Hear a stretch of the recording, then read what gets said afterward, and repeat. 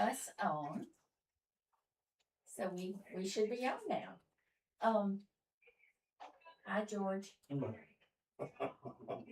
George, move over one, please. I can't. The seat's full. Well, let me tell you, next Sunday Dom's gonna be teaching for me, and he's gonna be coming in.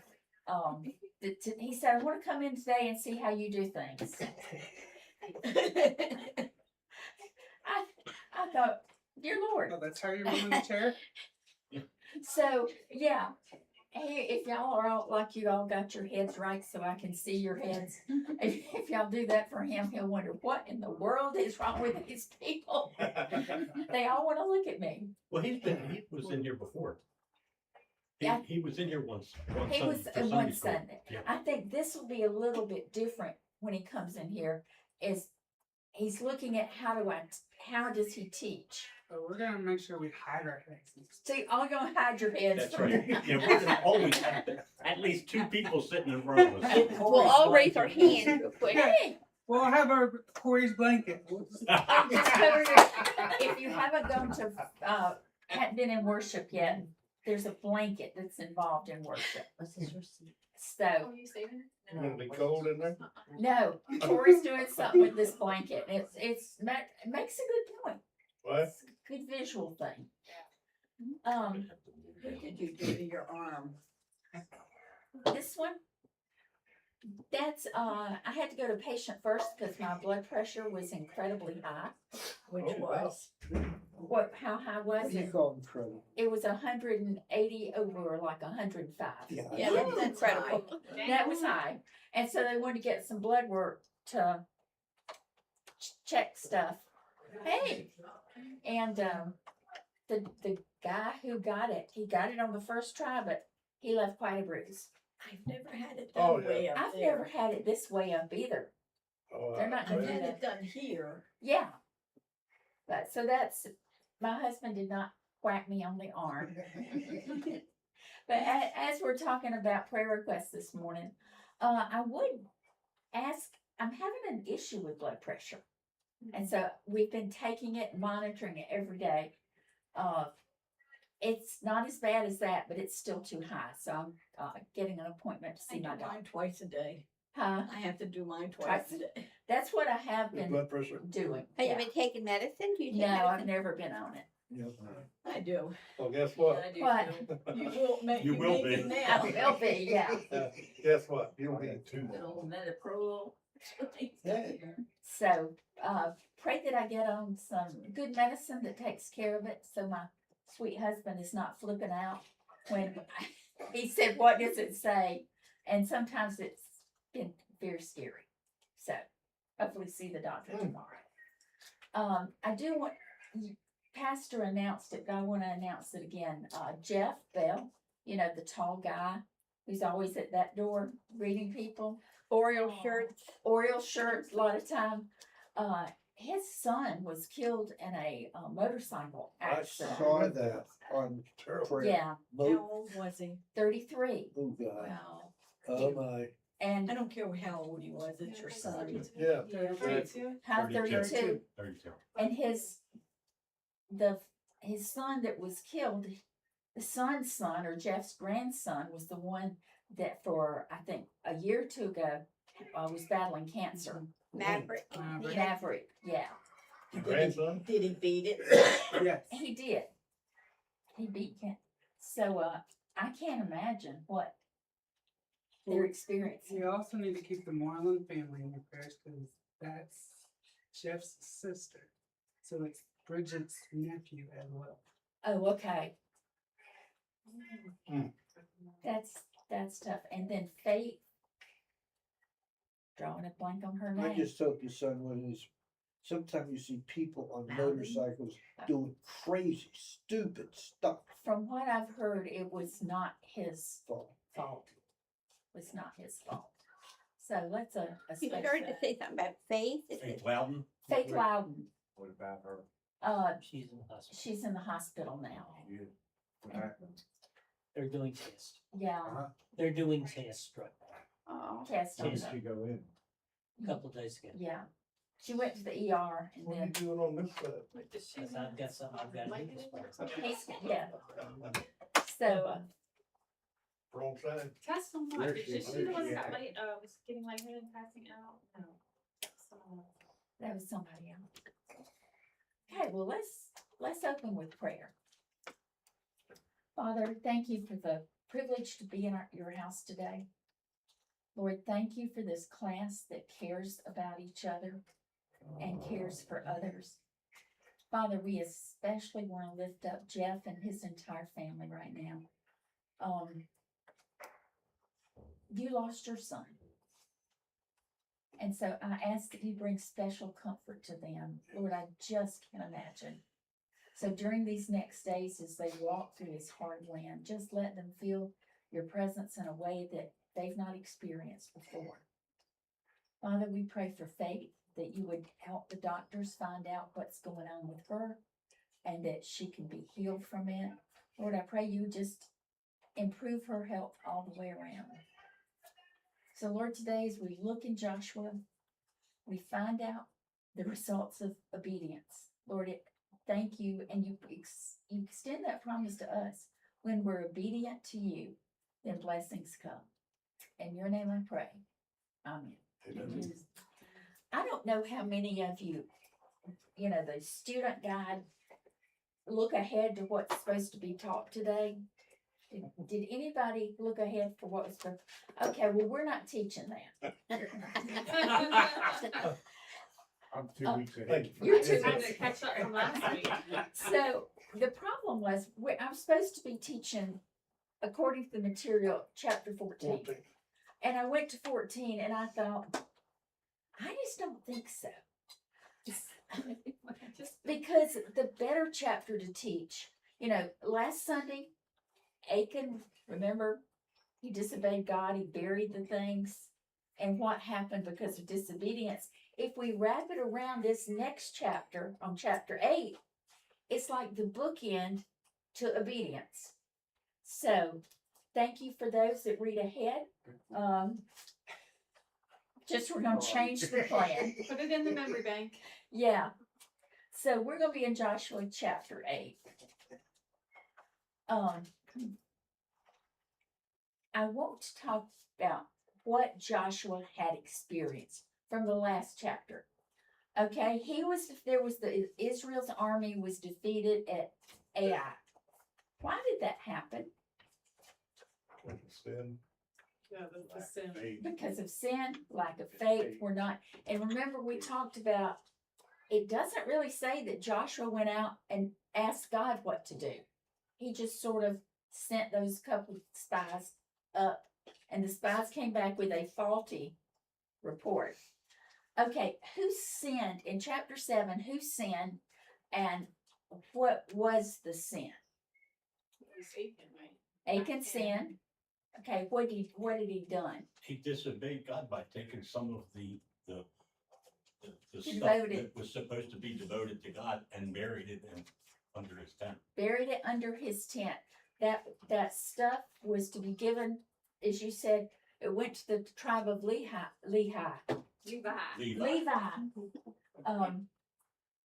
And he didn't do it. He got it, buried it in his tent. Remember, last Sunday, I thought it did the equivalent in math, and it was worth probably about $80,000 today. So it was no small thing. Disobedience was a big thing anyway, but that was quite enough money. That was quite a lot of money. Especially one of the things he stole was a robe. A robe. Yeah, Babylonian style robe. Yeah. Okay, now Achan, remember that Joshua called all the family clans representatives before him? And so Achan was exposed. What was going to be Achan's, what penalty did Achan? Him and his family were going to die. Executed. How were they executed? Stoned Stoned and Then burned. burned. and then burned. Yeah. And we talked about how, remember he had all night before the execution thing the next day and what it must have been like to be terrified for that amount of time. Now, what do you think? How has Israel probably been regarded by other nations after this defeat? Well, their God's no longer with them. Exactly. Oh, Jericho was a fluke. They just happened to cause that wall to fall down, but All of that stomping and yelling it caused an earthquake. And that caused did an it. earthquake. Yeah. So now their reputation throughout the land has gone down. And that is critical because remember, they are conquerors, invaders into the promised land. And so they just, first stop was at Jericho. Oh no, this is where in AI that there was an unauthorized stop. And so, these people aren't as fearsome as they say they are. You can see how the word would spread that they just won one time. It was a fluke. It was a fluke. Okay, we'll look at that map in just a minute. So I want my World War II expert. You should watch World War II documentaries with him. You can come over anytime. We've been watching a thing on the History Channel. It's a new thing put out, World War II. And there's multiple, I don't know which one we're Tom on. Hanks one? Yeah. The Tom Hanks Yeah, one. that's what we've been watching. And they'll say something. I know a fair amount of World War II, but not tons. And they'll say something, and I'll look over. Is that correct? Because he would know. But one of the things that's used in warfare is an ambush. And so I asked Fred to tell an example of an ambush in World War II. And you're going, okay. Map, please. Which map? The one of the Pacific. You just got ambushed. That's I it. just Ah. I just got it. Okay, in that case, I thought we had a map. Okay. Remember, you told me not. I was and put it in there, and you said it was. You didn't like it. We're doing Bottom line. You're looking at early June 1942. The war is not going well for the United States or in Europe for that matter, for the English or in North Africa. But the Japanese wanted one more knockout blow. And they figured if they could take the tiny island of Midway, they could do it.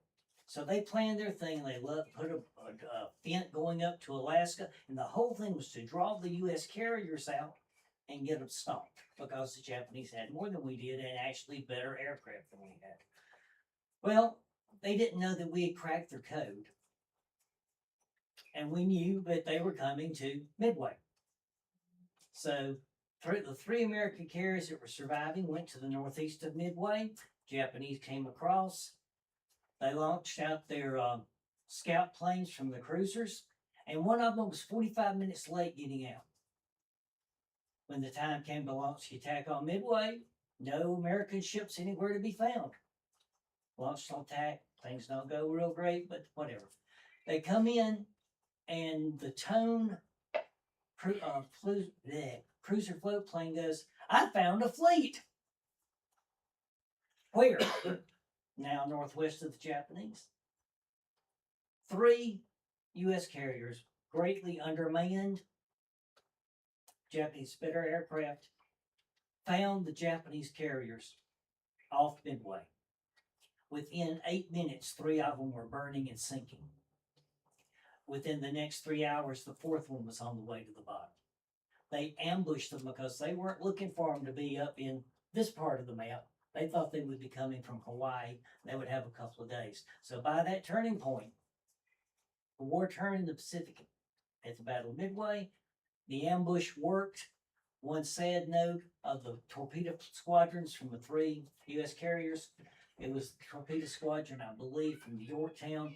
1 man survived out of 12 planes with 3 men per plane. Wow. Okay, excuse me. I will- Now you go do other stuff. Now we'll go to what I gotta do.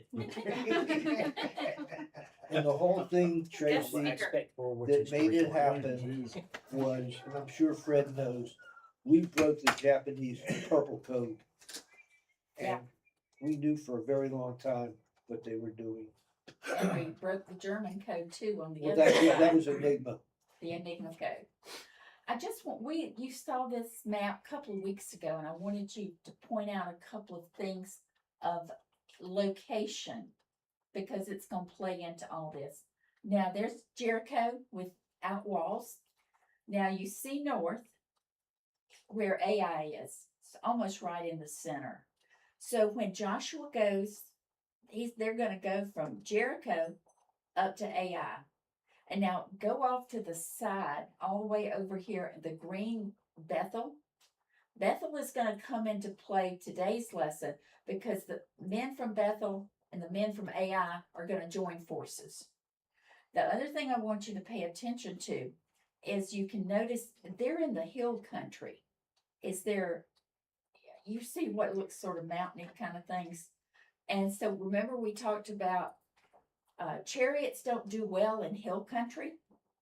So fighting in the hill country as opposed to the flat plain is a better place to fight, since Jewish people, Israelites, did not have chariots in this time. So that's kind of our location of where we're going. Now, some of this we're going to go through really quick, because I wanted to do the entire chapter. Quit laughing at me, Dennis. And I want y'all to be as bad for Dom next I love it. week. What, if the entire chapter? I love it, yeah. Okay. Somebody want to read for me the verses 1 and 2? I'll read it. Okay, thanks. Then the Lord said to Joshua, "Do not be afraid, do not be discouraged. Take the whole army with you and go up and attack Ai." But who did they just attack? Jericho. No? Not AI. AI. Oh, yeah, And yeah, lost. that's right. And They lost. That's Yeah. the first Okay, one. go ahead. "For I have delivered into your hands the king of Ai, his people, his city, and his land. You shall do to Ai as its kings as you did to Jericho and its king, except that you may carry off their plunder and livestock for yourselves. Set an ambush behind the city." So who's in charge of this plan? God. God is in charge of the plan, which is very different from the first attack of AI. Why would they be afraid and discouraged?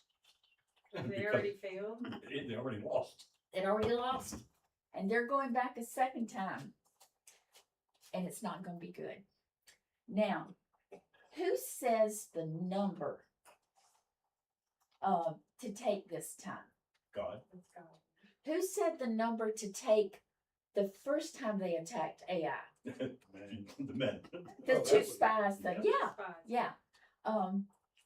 But now God stuck a promise in there. I want you to take the whole army. What did God promise in that? That they would win, they'd defeat them. Do not be afraid. Do not be discouraged. They should have heard Pastor Corey's sermon today, because a lot of it talked about that. Now, there's an exception clause in this one that was not there on their first attack at AI. What can they do now? They can Plunder. They can plunder their stuff, They can plunder their stuff and They can take keep them, it, yeah. Keep take all they got. take all, and their animals. Yep. Why would they need animals? Well, It's they time for them to increase their settle their livestock. lands. Pardon? It's time for them to get their lands To settled. begin getting their lands, they need livestock for food, for sacrifices. Now, I don't know, would you sacrifice a pagan cow? Would have to be Is it clean for unclean, 7 days. unmarked, and without defects? Yes, Dennis, it would have to be clean for 7 days. Okay, moving right on. Now, this is how God's going to use an ambush, and you'll see why I had Fred come in. Go ahead, Art. So Joshua and the whole army moved out to attack Ai. He chose 30,000 of his best fighting men and sent them out at night with these orders. Listen carefully. You are to set an ambush behind the city. Don't go very far from it. All all of you be on the alert. So again, the point, same city, but it's gonna be a different outcome because of the planner. And the planner in this one, God, he knows everything. Now, he wants 30,000 of his best men, and where does he want them to end up being? Behind the city. Behind the city. And look, what time did they go out to do this? Night, Night. Why, Dennis? so nobody can see them. Right. They can sneak up on them. They can sneak up because they do not have night vision goggles. So, and no light. So unless it's a bright moon, it's gonna be a lot easier for them to sneak up on They them. also have false gods. Well, they also have, yes, AI has its share. Now, here's the second part of the ambush. I and all those with me will advance on the city, and when the men come out against us, as they did before, we will flee from them. They will pursue us until we have lured them away from the city, for they will say, they are running away from us as they did before. So when we flee from them, you are to rise up from ambush and take the city. The Lord your God will give it into your hand. Okay, now what's the battle plan? What is it? Ambush. It's an ambush, but They're faking, Yeah, they're all leaving and they're gonna follow them. right, they're And gonna then- leave the city so the city can be taken. and then the city will be taken. So very smart because the AI, well, God is smart. There's no other way. But AI King thought, we're just gonna go chase them. We'll get them again. It's no big Yeah, deal. we already won once. We already won once.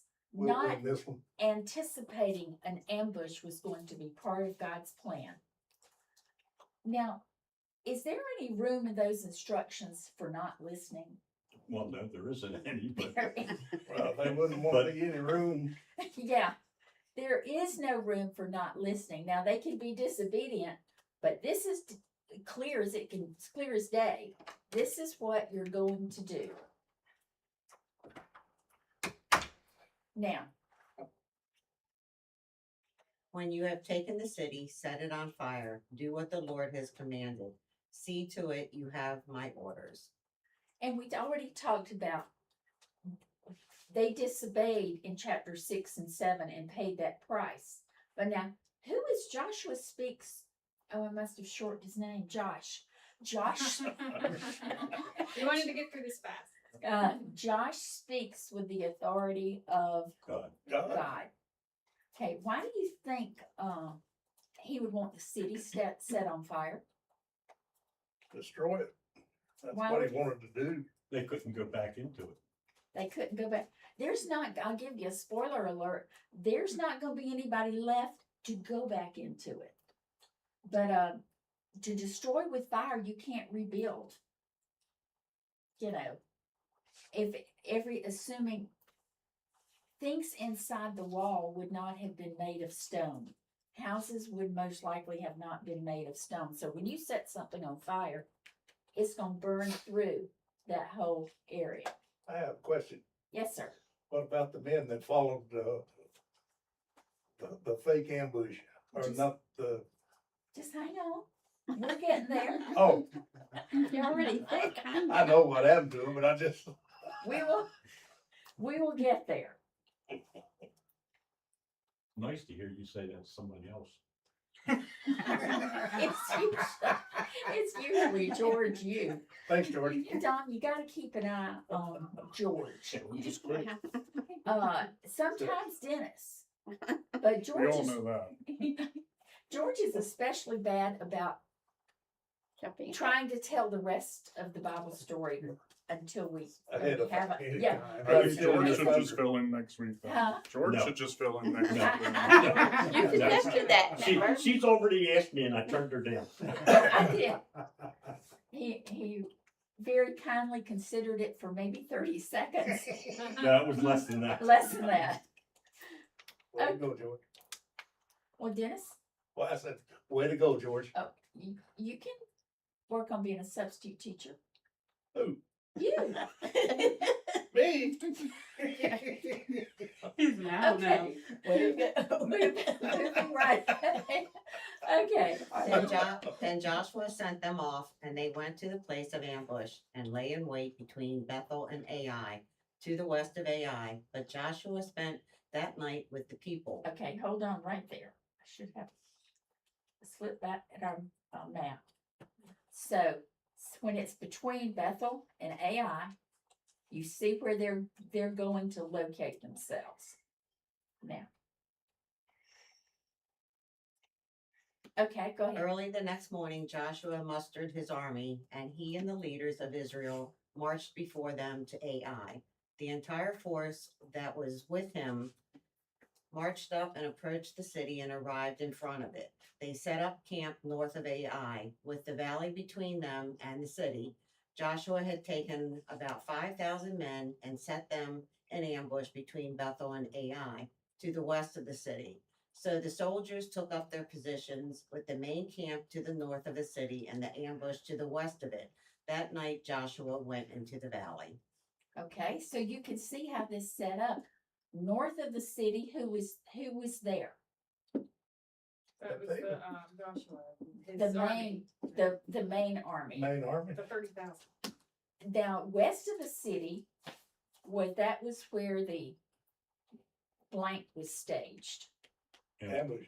Ambush. Okay. Now, I thought it interesting here. What is between the city and the main army? It says there's something between it. Hills. No, well, there are in the hills, but there's one other thing. Valley. No, the valley. The valley. The valley between them. Okay. So why is that gonna be important? I don't know. They always say high ground. Take the high ground. I don't know. Well, they They're can coming see down. them and they're gonna. They can see them. But when we look at the men of the city of Ai coming out, and there's this valley they've got to go up, then they're going up to the other side. So y'all know I love geography, but how many things does God use the geography of the land to accomplish his purpose? All the time. All the time. This is one example of it. Okay, so it's all situated. God's told both groups where they're supposed to be. And that very last part of the verse, that night Joshua went into the valley. So I bet he's continuing to scout out, because he's in that valley between his men and Ai. I don't bet he slept at all that night. I either he was scouting out, or I bet he was praying. One of the two, or both, or absolutely both, because he knows where his battle plan is coming from this time. It's not made of man; it's made in God's hands. Don't you think that would have given him more confidence? I would think so. I figure probably praying. He knows most likely he might lose some of his troops. And that would be something that would probably keep him awake. I would think. But now I titled this slide, "Not a Problem, We've Got Them," according to the King of Ai. I love the titles. Huh? I love the titles. I try to do good titles. When the king of Ai saw this, he and all the men of the city hurried out early in the morning to meet Israel in battle at a certain place overlooking the Arabah, a desert area. But he did not know that an ambush had been set against him behind the city. Joshua and all Israel let themselves be driven back before them, and they fled toward the wilderness. All of the men of Ai were called to pursue them, and they pursued Joshua and were lured away from the city. Not a man remained in Ai or Bethel who did not go after Israel. They left the city open and went in pursuit of Israel. And that's what put Bethel, the men of Bethel was drafted to in this war effort right there. Now, why do you That's not very smart of AI. you beat me to it, Dennis? I was gonna ask, was that very smart of AI No, to leave the city, no men in the city? Unprotected. Why did they think they could do that? They They did it they beat them once. They Yeah, beat them did once, Before, they can do it again. yeah, Now, piece how, of cake. yeah, it's gonna be a piece of cake, we got that. But this time, if they're pursuing them, probably what are they want, their plan to do to the Israelite army is to Eliminate them. eliminate them. Let's get rid of them, cause we don't wanna have to deal with this for a third time. So, I can see them very calmly, I was trying to think of one of the Very songs. confident. Very confident, yes, Let's go slaughter these men and be back in time for the pig roast, whatever. that's a good example. Just, we're gonna do this, we got this. Did the, Yes, sir, okay, the Israelites lost the first battle, yes. and I imagine that they lost a good number of their soldiers. I'm just wondering, where did they get all these new guys to fight? They only lost, I think it was 36 soldiers. Small amount. Oh. It was a small number, but think about when they had conquered Jericho so overwhelmingly. Nobody died. To lose 36 was, we can do anything because God's gonna let it happen. And then they lose 36 and they come up against the reality is if they're out of God's will, things can happen. Yep. So your, Cheryl, the way she put it, the way you put it, the mindset of let's go out and kill them all so we can come back and have breakfast. I don't think there was any sense of what's going to befall them at all. My And the title- Lord, Read my title up there. oh, hold the javelin. That doesn't make sense, Josh.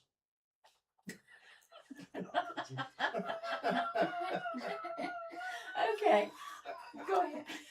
Then the Lord said to Joshua, hold out toward Ai the javelin that is in your hand, for into your hand I will deliver the city. So Joshua held out toward the city the javelin that was in his hand.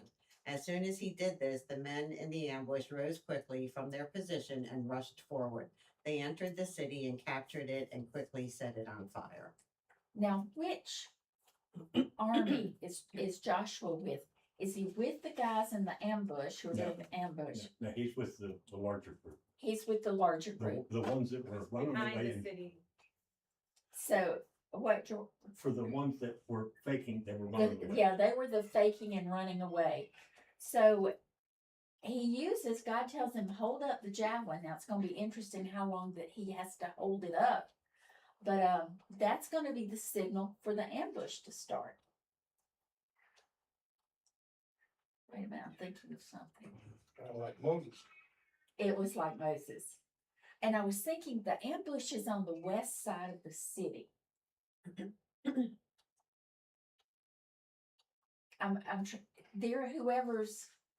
The ambush people are moving toward the east, so they would be in I was trying to figure, did the location help them not have to see the sun looking and going into battle? But no, that's not true. They would have seen the sun. If they're on the west, they're going to be looking east. Okay. The men of Ai looked back and saw the smoke of the city rising up into the sky, but they had no chance to escape in any direction. The Israelites who had been fleeing toward the wilderness had turned back against their pursuers. For when Joshua and all Israel saw that the ambush had taken the city and the smoke was going up from it, they turned around and attacked the men of Ai. Those in the ambush also came out of the city against them, so that they were caught in the middle when Israelites on both sides. Israel cut them down, leaving them neither survivors nor fugitives, but they took the king of Ai alive and brought him to Joshua. That was a perfect battle plan. I mean, when God designs the plan is going to be flawless. As long as you obey. As long as you obey. And in this chapter, Joshua and they're obeying. And the outcome is so different because, okay, I can just see this in my head. They're running out of the city. Yeah, they're going to go chase the Israelites. The ambush comes in and basically sacks the city. They don't sit down inside the city. They go on out the gates. So you truly have the Israelites on both ends, you know, and then the men of Ai right in the middle. That's the worst possible way that you could be in a fight, to be surrounded on both sides. It happens. It does happen. I should have asked Fred an example of that in World War II. I am confident he would have one. But hi, He's- honey. He's sitting so you can't see his face. Stalingrad. Stalingrad. Okay, two sentences on both sides of Stalingrad, honey. The Germans are surrounded. The Russians broke through the weaker forces that were supposedly guarding flanks and surrounded them and trapped the entire Sixth Army. About 600,000 men. A lot of men. How many died? I couldn't give you that number off the top of my head. That thousands and thousands. Yeah, and then the a huge bunch of them were marched into captivity, and very like 1% finally came back again. So you can see that battlefield. You can see what God did on purpose to make it like he wanted it to be. Now, he's still holding the javelin. When Israel had finished killing all the men of Ai in the fields and in the wilderness where they had chased them, and when every one of them had been put to the sword, all of the Israelites returned to Ai and killed those who were in it. Wait a 12 minute. Wait, let's stop it there. Now read verse 25. Go ahead. 12,000 men and women fell that day, all of the people of Ai. Now here's my question. Why? They killed everybody that was in that city. They'd already killed the men. Now they're killing women and they're killing children. That's what God told him to do. But why? They're not allowed in the promised land. Because they didn't want pagan gods being into Israel. They don't want to be they able to didn't want no rebuild somehow or They other. didn't, they're gonna be told not to rebuild. But remember, when we've got, the Israelites are a group that, the word monotheistic, they only worship one God. Nobody else is in that same, and, I'm sorry, what? Did you say something? Me? No. It's George again. George again. No other Fingers tribe, no other tribe, you know, all the ites, the Canaanites and the Hittites and the Midianites, all those had pagan religions that worshipped multiple gods. And see, this is going to be what God wanted his people to be kept pure, in essence. And that's going to be part of the problem when you get down to it by the Solomon, David, when they married wives that were really political arrangements from countries around, and they brought their own gods with them. Ritual And it practices. influenced their It- behavior. Right. And then there were other, when we were looking at the Northern Kingdom, several of the kings there just let them go ahead and build their temple worship places on the hills around in Jerusalem. Yeah. So they facilitated the false gods. Yeah, they did it for their wives. They did it for their wives. That should be a big message to us, man. No, don't even go there, George. That really should be a big mess. You think it'll be holy? Uh, Well, you gotta say it like it is. And she's speechless because No. of it. I was just thinking, Watch yourself, gentlemen. Mr. Foy always comes in and when we come in and start sitting up, he always comes down and tells us a joke. So today it was a blonde joke. And I just laugh. Although, depending on some people, they might take offense. Especially if they're blonde. So I pulled up on my phone because in one of my Facebook memes, somebody had put up jokes, blonde jokes for men. The men are the blonde ones in there. And so then I had him to stand still, and there were 3 of them, and I read them all to him. I don't think he thought they were as funny as his. Tell him next time it's okay. There is a national blonde holiday. Is there? May 31st. May we'll celebrate it next year. You're not blonde. Huh? No, you're not blonde. No. You're redhead. What? What reddish tip to your hair? Oh, it's whatever comes out of the box. I'm just being honest here. Okay, Arlene, we are getting distracted. For Joshua did not throw back the hand that held out his javelin until he had destroyed all who lived in Ai. But Israel did carry off for themselves the livestock and plunder of the city, as the Lord had instructed Joshua. Why do you think he's still holding that javelin? To make sure that everybody was killed. To the very end. And why was it be important that everybody be killed? So that they didn't influence the Israelites with their gods. And there was another reason. That's exactly true. But what was another reason that they were to kill everybody? Who told them to do that? Oh, God. God told them to do it. Part of Wipe the them out. instructions. So if my army needs to be obedient, I gotta make sure that they see the orders and carry them out.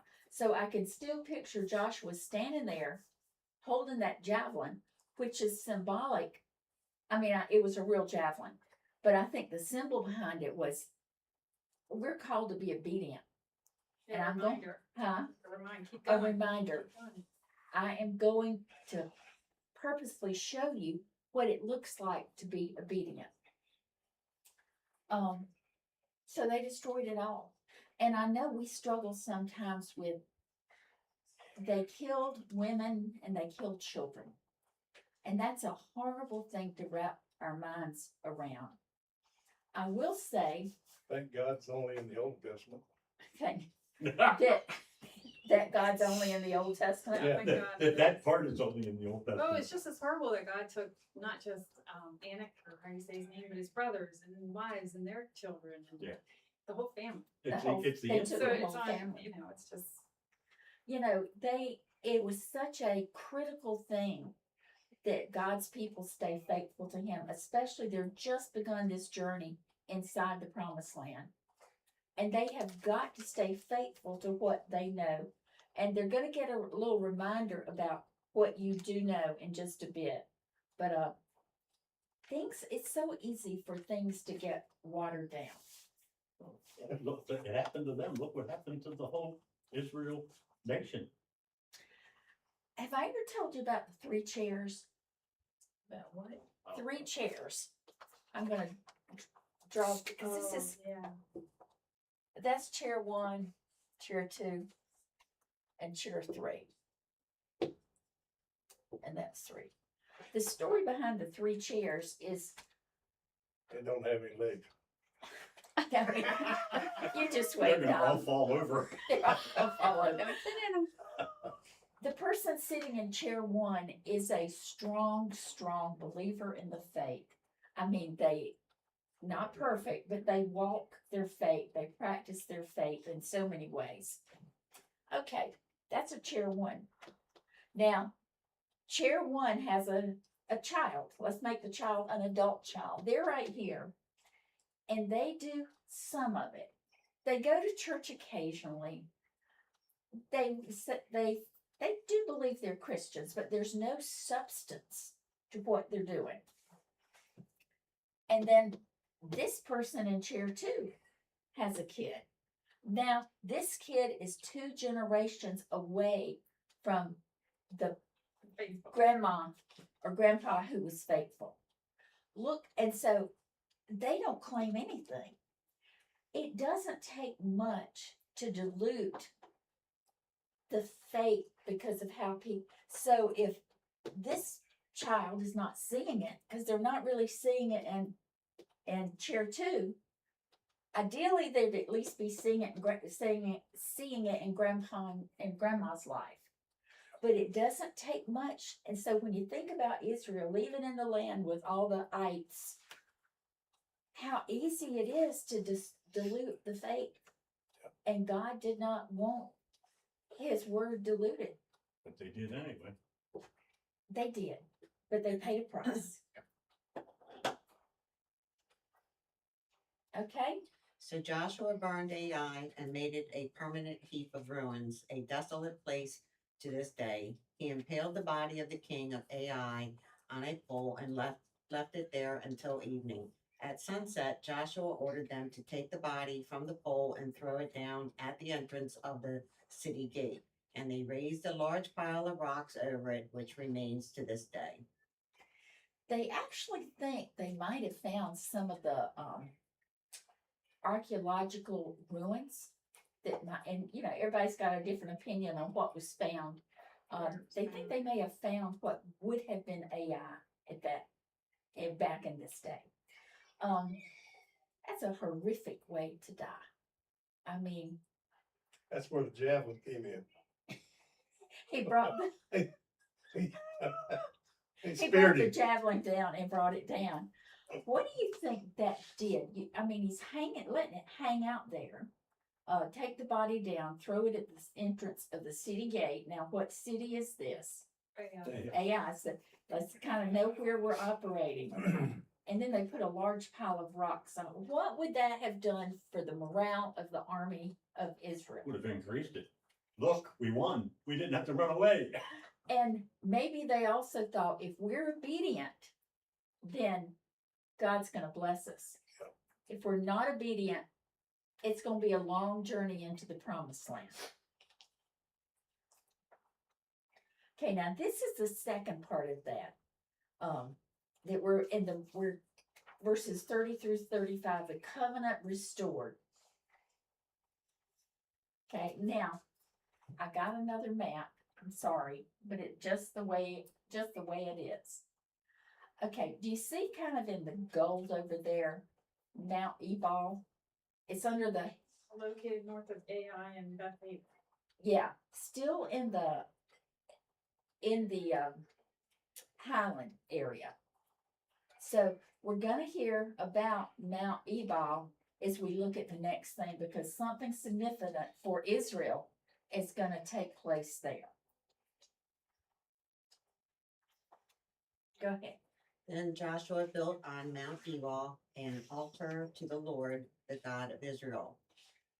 As Moses, the servant of the Lord, had commanded the Israelites, he built it according to what is written in the book of the law of Moses, an altar of uncut stones on which no iron tool had been used. On it they offered to the Lord burnt offerings and sacrificed fellowship offerings. So why did they build an altar to the Lord, the God of Israel? So they could worship him and sacrifice. They could do that. But just obedience. And Recognize obedience. his victory in that. And yeah, it's not Israel's victory. It's God's victory.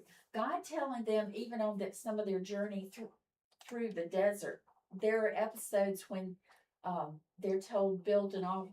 Remember, Abraham went out and built an altar. When did Abraham build an altar? Isaac. He's going to sacrifice his son.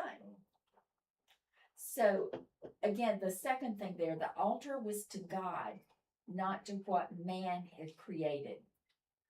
And again, it's going to show us we don't worship pagan gods. We worship the one true God. And the specifics of it, uncut stones, no iron tool. See, those are things that would have been made by man.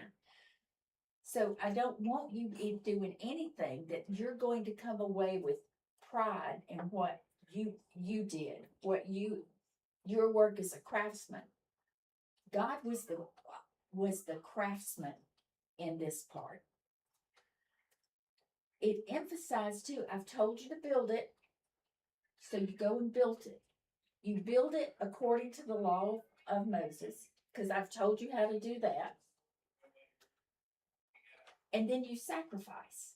Now, do you bet they're going to follow Old Testament law about what they sacrifice? Oh, yeah. Yeah. Well, tell me something about if it's going to be sacrificed. What kind of sacrifice did it have to be?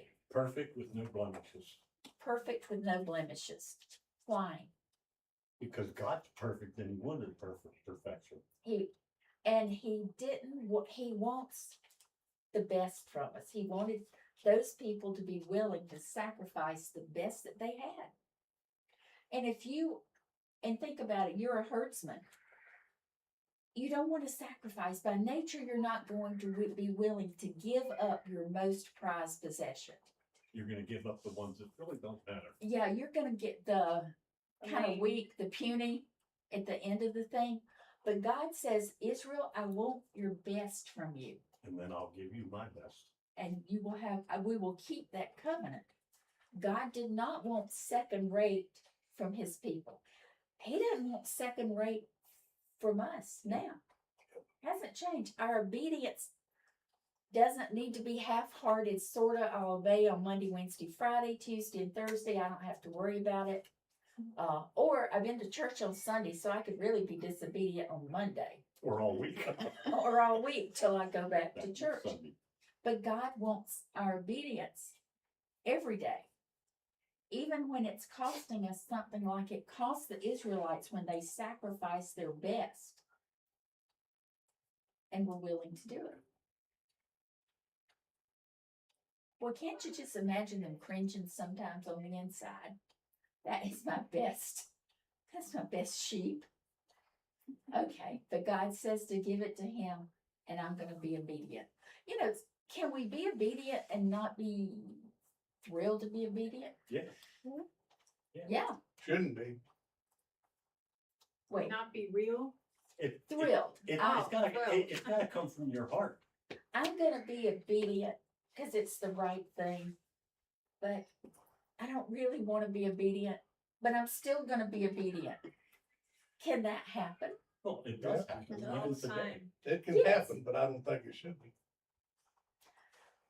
I think we should give to the Lord joyously. Right. I absolutely without I mean, not just the tithe, but of our time. Mhm. Everything should be because I love God. Right. Now, being in church every Sunday, We should be, We should. unless we're sick. unless we're sick or there's some things.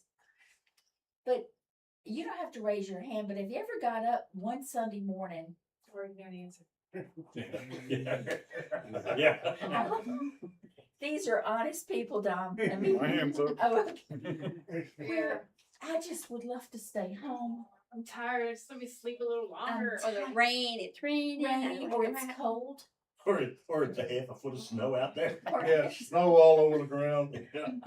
when Last Sunday, last Sunday, what, Carl, you want to confess what you did last Sunday? I overslept. I've Now- done that many times. I But pulled up George, it's like, I don't wanna drive all the way out there now. you were driving how many miles, Carl? One way, One way is probably about 30 miles. 30 miles. George, you're 42. driving 42 miles one way. They're making, thank God gas is going down. They're making a sacrifice to be here, and we all have a Sunday. I have a Sunday. Lord, I just don't want to go. I'm tired. I just don't want to go. But I know the right thing is to go. I know I've got a class to teach. Well, and you never show that. I never. You never show that. After I get here, though, it's like I'm good and it's here. Energized. But being obedient, we know we're to be obedient, but sometimes we just don't really want to be obedient. Yeah. But we still do it. And I think God honors that. I mean, he knows we're human and we get tired and we get frustrated and sometimes we just oversleep.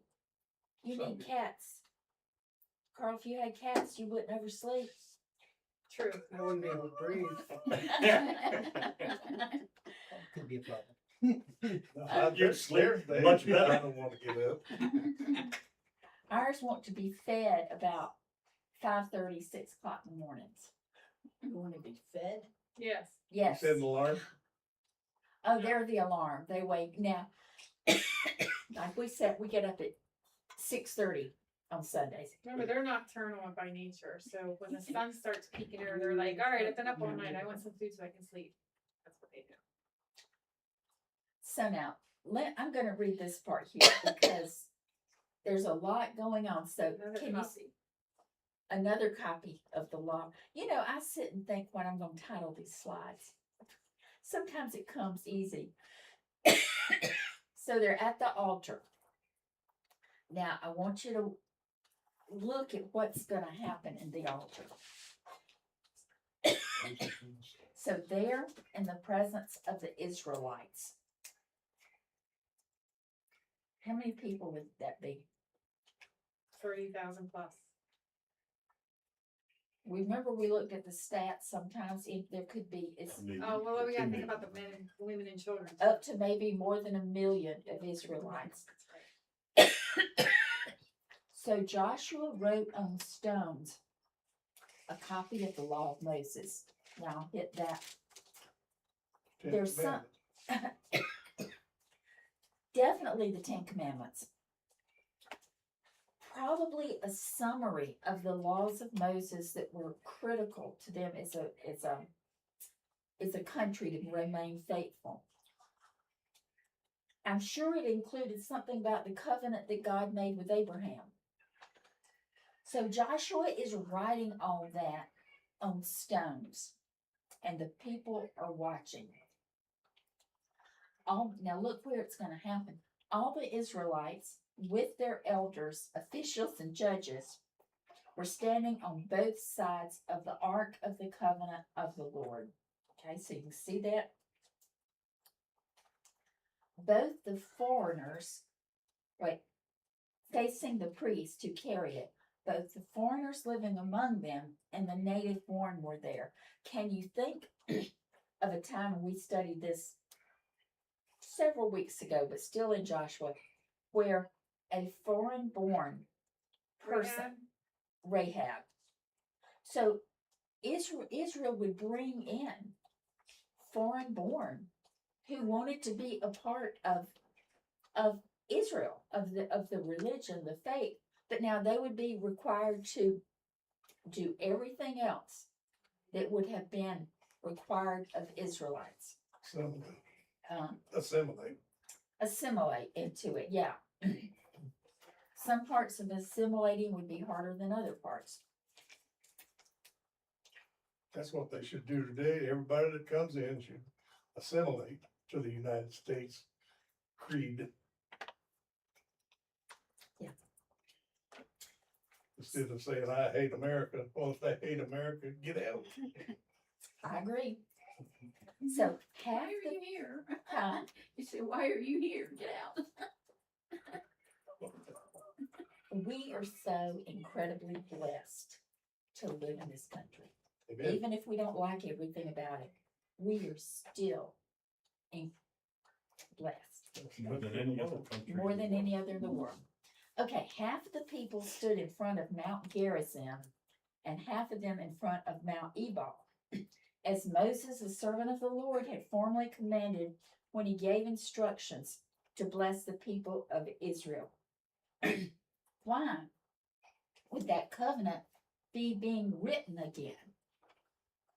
To bring it to everybody's memory. Yeah. We don't do, how many of you in your family do much with traditions? We are a huge tradition family in our house. I think because Fred and I didn't grow up with any traditions.